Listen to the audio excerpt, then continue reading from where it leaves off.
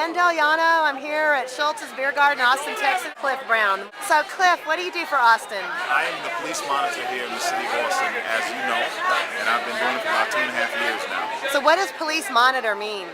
Well, basically, my responsibility as a public servant is to be the first receptacle of complaints of misconduct against the Austin Police Department, and then to monitor the investigation of those complaints for fairness, impartiality, and timeliness.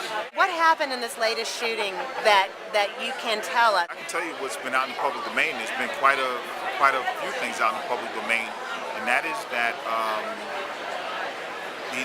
this particular officer encountered a vehicle that was suspected to have some involvement with either robberies or shooting.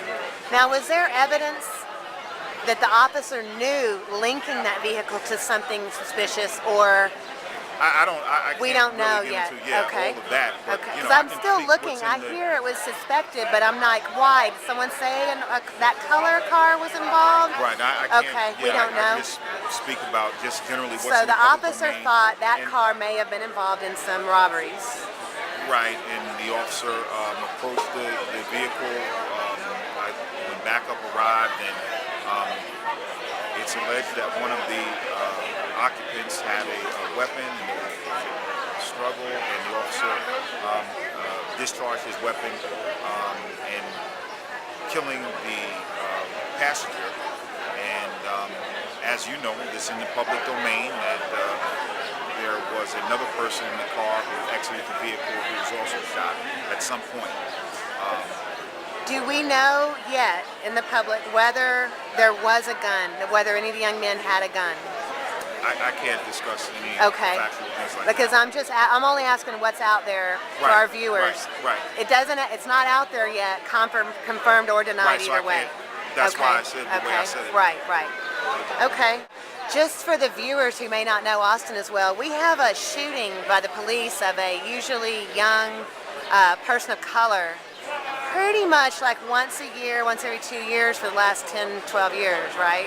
It's been an interesting phenomenon. And I haven't seen a person with white skin be killed by Austin police in my life here. I don't recall it. Do you have any memory of that happening? No, but I mean, I don't know. I don't know. So I don't want to say that. I'm not putting you on the spot, but lately you and I have been, I've been in town longer than you have, but yeah, so I haven't these seen types of shootings. It's a concern. It's a pattern. The question has been asked, and you know, I wouldn't shy away from that. I mean, the fact is that no, I have not seen what these types of shootings in West Austin. And also the phenomenon is, and it is interesting phenomenon. It seems like it's this time of year. Is it true that officers do not have to answer any questions about the incident for 48 hours after it happens? I believe there's a rule to that effect. So our police officer shoots up some people and then goes home and doesn't have to tell anybody what happened for 48 hours. I believe that's a contractual right that officers have. Yeah, and then I guess, of course, I think a lot of people would think that doesn't seem fair since there's a possible homicide at issue. But the reality is this: that's a contractual right. But then also, anytime an officer's weapon is discharged, it becomes a criminal investigation. So once it becomes a criminal investigation, that officer has the same protections that anyone would have. Except that he's funded by taxpayer dollars. He's on the dole for us. And so what happens is that there's a criminal investigation and administrative investigation. And so typically what happens is that an officer, they have an attorney almost immediately. Right. And so what happens is they can decide to give a statement to the criminal side of the investigation at that time. Yeah. Or they can decide not to because they have those constitutional protections. Yeah, Fifth Amendment right to remain silent. However, to the criminal investigation. Right, however, there's an administrative investigation as well. And that's the human resources job question. That's right.